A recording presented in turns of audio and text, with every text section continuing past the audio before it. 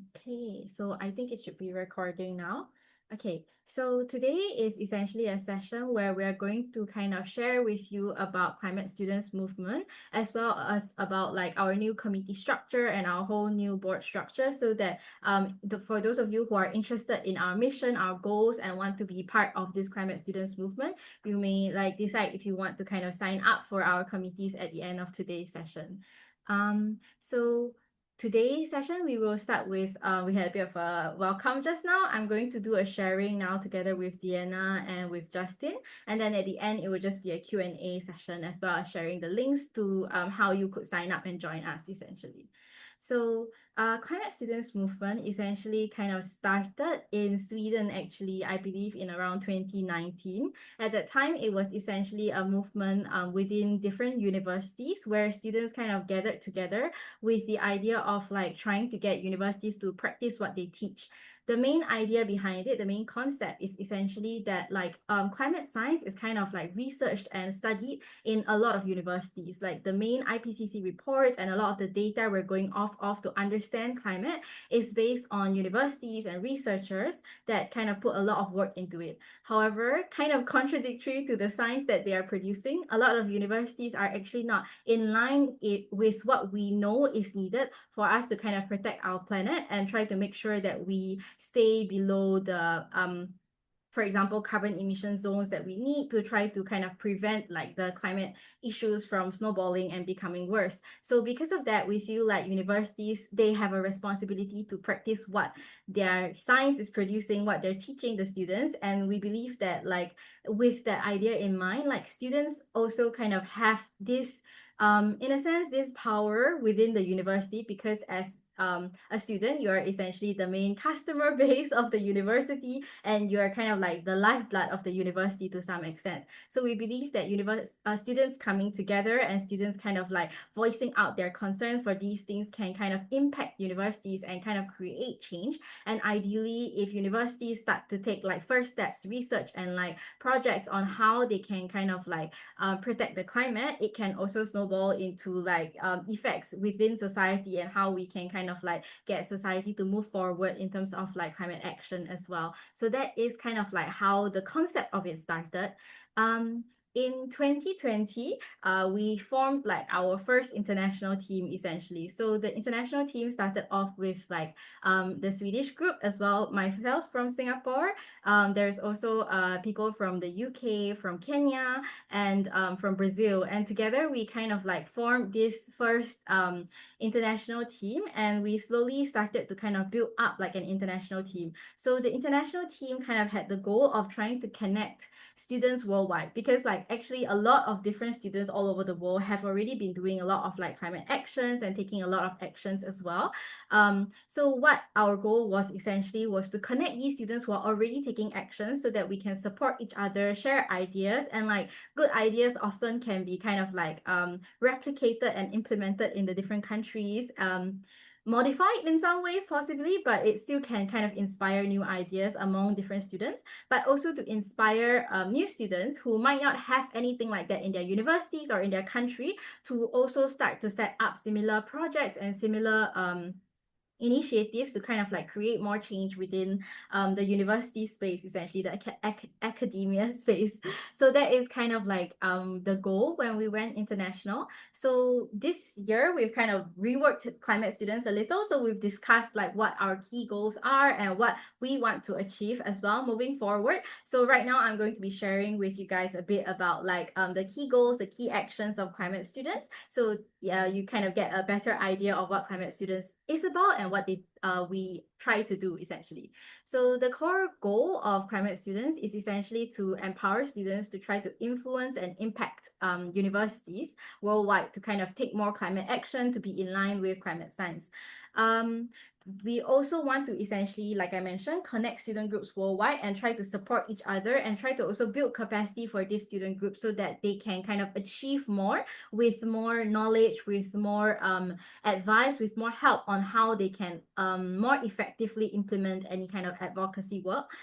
So that is kind of like the core goal of climate students. So our mission essentially is to kind of like globally organize and strengthen student initiatives, both existing and also to kind of like create new ones.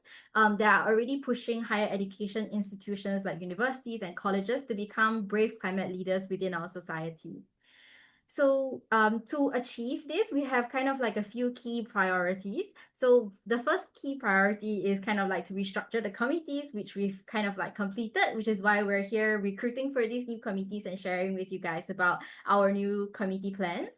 Then moving forward, we will try to establish a short timeline for climate students movement. So for example, like a year or 2 years to see like what we want to achieve within like that timeline. And after that, I think one of our key goals is kind of re-establishing and improving our online presence. Before that, when we were in like, we started out during like the COVID period during 2020 to 2022. So during that period, a lot of people tend to be very online because there's nowhere else to be to some extent as well. But now that we've kind of moved on to a new era, it's important for us to kind of rebrand and reshape so that we make sure that our online presence is still relevant and we can still kind of like connect students in a very effective way. We also want to connect with our pre-existing members. We have quite a few members all over the world at the moment that we're a bit disconnected with, that we want to kind of reconnect, and as well as recruiting like new members and building a stronger network. And finally, a very key priority as well is to obtain financial support and form partnerships, because like what we want to be able to do is to create like a sustainable international organization. So ideally, we would have like a team that we can kind of have paid to be able to kind of carry out this work to ensure that we will have like a stable community and a stable like leadership for a stable like essentially leadership and guidance throughout like climate students journey. Yes, so right now we will I think share a bit more about our new committees plan, which is essentially what we're recruiting for today. So if you're interested, please pay attention to kind of like the new committees and which one you might find call to you more in a sense, or you feel like you might be more interested in. So there are four key committees: the media and communication, member engagement and recruitment, finance and partnership, as well as education and capacity building. So I'll pass the time now to Deanna first, and she will share a bit about the Media and Communications Committee. Thank you, Isha. So now I'll start with the Media and Communications Committee. So as you can see on the screen, here are the key responsibilities. Mainly because CSM, we are an international network, so we make good use of social media to shape our online presence, namely through our Facebook, Instagram, Twitter, LinkedIn, and other forms of online social media platforms. So in this committee, mainly you need to monitor and maintain these platforms. So previously we have our website. However, as we said, we are currently restarting the team. So we might want to create a new website. So other than that, we also have our community platforms like Discord and Reddit. So previously, we tried to change to different platforms to try to attract different audiences with different preferences. So from time to time, we might need to arrange these kind of community calls using different platforms. Other than that, in this committee, you need to develop different information, education, and communication IEC contents. For example, like different knowledge products, some kinds of like climate conferences or different climate events promotion. So you also need to design digital and interactive post materials, including but not limited to pictures, videos, reels, shorts, videos, something like that. And last but not least, please communicate and keep connected with other committees, like the engagements committee, who will need to arrange different activities. So the medias and communications committee will have to amplify their event promotion. Next slide, please. So here's the bonus. Previously, we actually have the annual campaign called Sustainability Month, which is annually in April. So during these kinds of annual campaigns or big events, we'll especially create different regular newsletters to showcase different members, impacts, members, projects, or some different event promotions during these newsletters. So you might issue it regularly, like every quarter, or it's up to you, depending on your capacity. So other than that, please keep up with and update about members' actions. As Isha just mentioned, CSM, we are an international network with our member student groups from all over the world. So we have members in Africa, in Europe, and Southeast Asia, so different parts of the world. From time to time, our members might have different regrets, or they have different achievements. So we might want to showcase their positive achievements to amplify our impact. So as I just mentioned, try to create different interactive social media contents, videos, including writing up the captions and articles, and try to expand to new forms of social media like TikTok to attract and different audiences from different parts of the world. Next slide, please.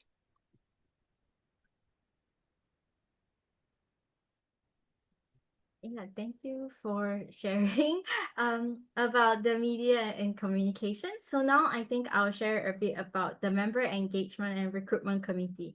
So for the member engagement and recruitment, I think we mentioned earlier about like some of the international network that we have, and I think Diana also brought out we have members from like Brazil, Nigeria, Kenya, Bangladesh, and all these existing members that we are connected to, we want to kind of like reconnect with them and support the work that they're doing as best as we can, based on whatever resources climate students have.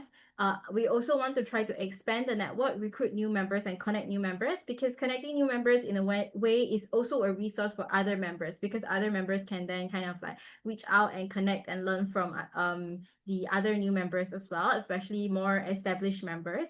So our responsibility also include conducting bi-monthly member meetings. So these member meetings previously used to kind of like alternate between capacity building, where we invite like external professors or professionals to share about like what kind of like for example, we have sharing about like climate finance, about advocacy within universities, things like that. The other type of monthly member meeting would be essentially connecting the members, so a networking session where they can kind of like share ideas. We might have discussion topics and things like that, so it's a bit more interactive, and also updates from the members about what they have been currently doing, what kind of difficulties they might be facing, and other people can kind of suggest ideas and things like that. And lastly, also try to explore new ways to better engage members. So what I mentioned previously is kind of like what we were already doing, but maybe there are new, better ways we can try to engage. We always try to experiment with these and see what we can do with these as well. So some of our experiments previously include maybe having members sharing about their projects a bit more. So like a focus session from the members, or having kind of like more regular sessions on like Discord. I think we previously also tried something like that with these kind of like shorter sharings. um so the bonus about what you can do within the member engagement and recruitment, essentially like if you have more capacity and you want to try new things, it could also be kind of like creating and developing collaborative projects within members. So we've talked about, for example, neighboring countries that might want to share projects, or like projects that overlap. Or it could also be, for example, a developing nation and a developed nation can like collaborate and see like how they can support each other's work in terms of like idea sharing or finance support and things like that. And ideally, we also want to encourage kind of like better communications within the members. And moving forward, we're also thinking of creating and connecting an alumni membership, because we have a lot of people that kind of graduate from these kind of like student organizations, but they may want to kind of stay connected once in a while, have events and stuff like that. And these could be a very useful network as well for like our existing student groups and students to kind of reach out to them and to kind of like have this connection as well. So that might be something that is within the member engagement team's work. So next we will share a bit about the I believe it's the finance and partnership team, but it is hanging a little bit.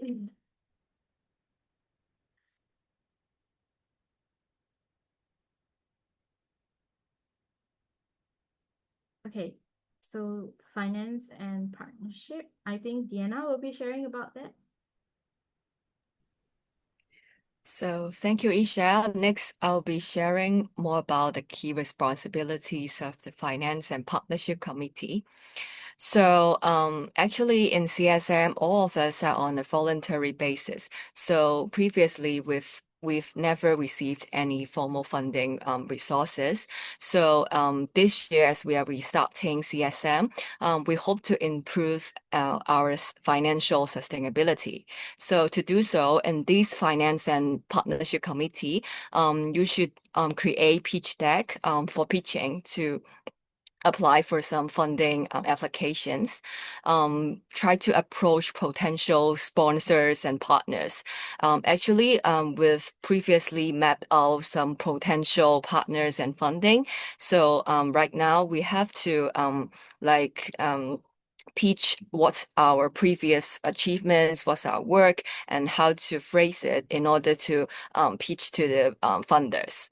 So other than that, in this committee, you have to maintain the relationship between sponsors and partners, ensure our visibility of our partners and sponsors in our initiatives and projects. So for example, if you've received funding, there might be some funding requirements or some rules and regulations you have to follow. At the same time, try to showcase what's our existing impacts and our future work and objectives that are aligning with the whole CSM directions.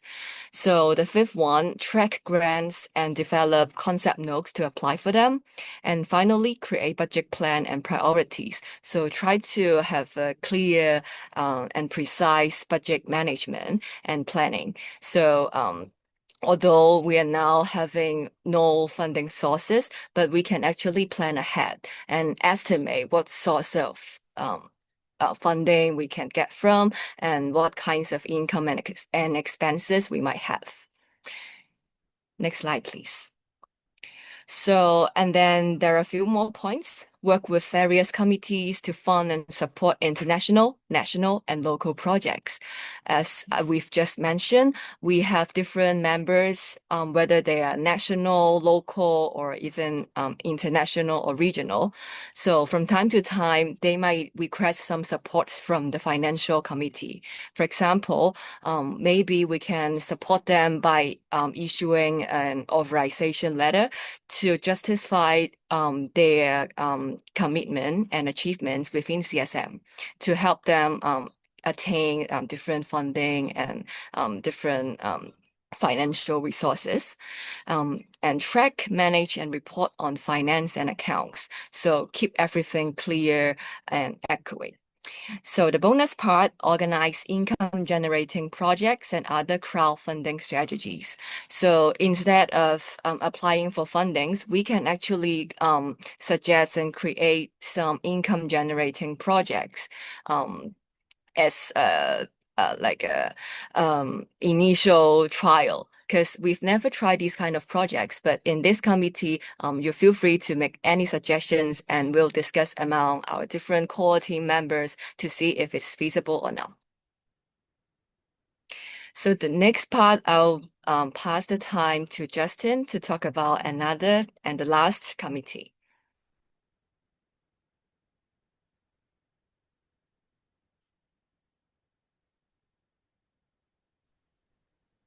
Thank you very much, Dina. So at this point, I need to talk about the Education and Capacity Building Committee, which is actually one of our new committees that was not actually there in our previous committees.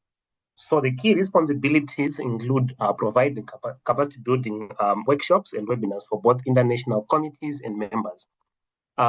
This actually involves identifying key topics, aspects that are important, that are aligned with our organizational goals and objectives, in order to make sure that we provide well-researched resources to our members.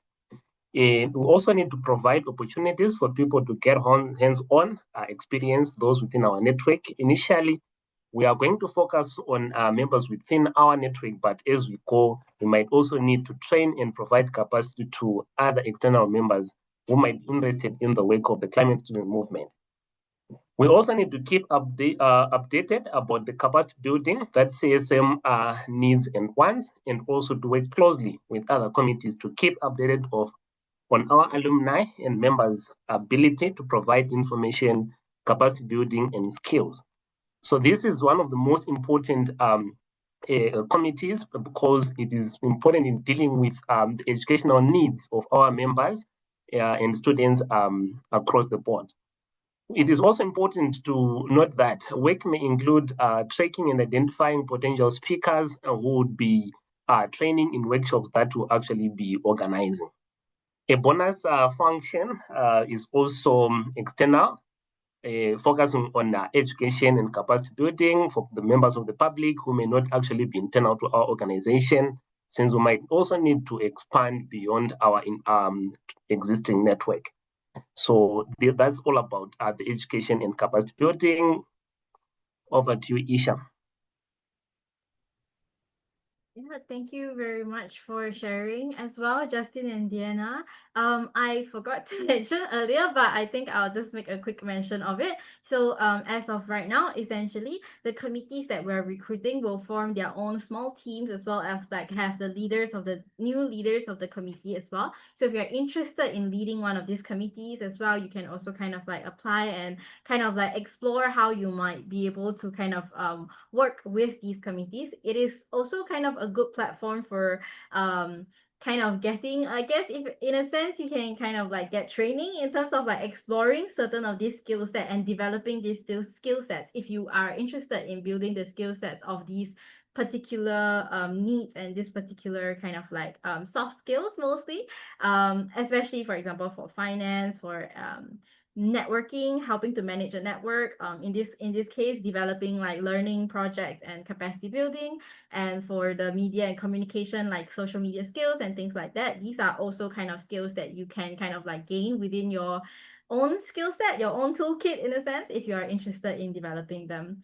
Yeah, I also wanted to quickly mention, so Diana will be the liaison like for the media and communication committee. I will be the liaison for the membership engagement and recruitment committee.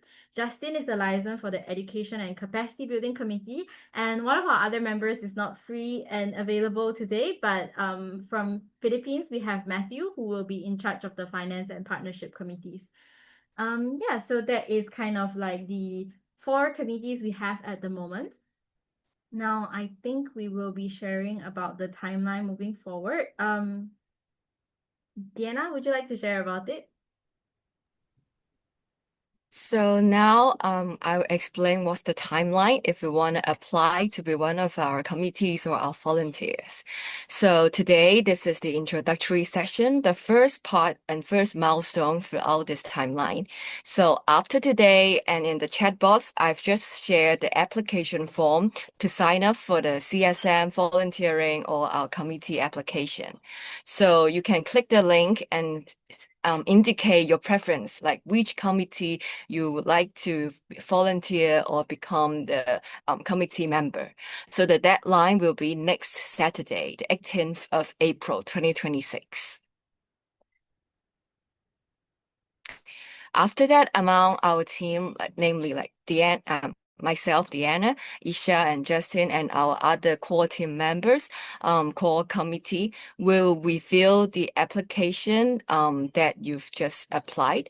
And after that, we will send out an evaluation form. So this is essentially a simple quiz on the basic information about CSM to confirm that you are aware of our fundamental goals and actions. So we want to make sure that you are clear about what's the objectives and directions of CSM, and you are sure about what you will be contributing in the coming future if you want to join us. So the deadline for filling out this form will be on Friday, the 24th of April.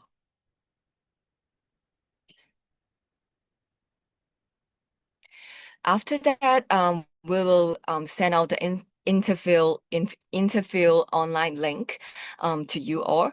So during this interview and get to know session, you'll be able to meet our core team, Restart team members, as well as other fellow potential volunteers. So essentially, this is open to all meeting as long as you've signed up to this interview and get to know session. So during this session, you will be assigned into different breakout rooms to do the interview. So it will be like a small group or one-to-one interview, depending on the number of applicants. So each of our interim overseeing board will be interviewing you all. So and then you also get the opportunity to understand more about ourselves, the CSM, and then we'll get to know more about you. So for this, the dates will be on both Saturday and Sunday. So actually, in the form, you can indicate like which day you'll be more available. So, and then we will send out the invitation link to you accordingly. So after that, we will be reviewing all your interview performances. So on the 3rd of May, Sunday, we will announce the decision, the results for your application. So after that, you'll be invited to our WhatsApp group. And then in the WhatsApp group, we will be sending out a poll, and then you can vote to see which day will be our welcome session. So it will be either on the 9th of May, Saturday, or the 10th of May, Sunday. So all the successful applicants, you'll be invited to our first session as a new team. So in this meeting, we will have like a check-in, check-out. We will try to get to know all of you, like what's your goals, what are your interests, why you want to join us, just to welcome you all. So these are the timelines and important milestones essentially. Then the next part will be the Q&A time. Yes, thank So you. if you have any questions, feel free to unmute yourself and ask it, or you can type in the chat box as well.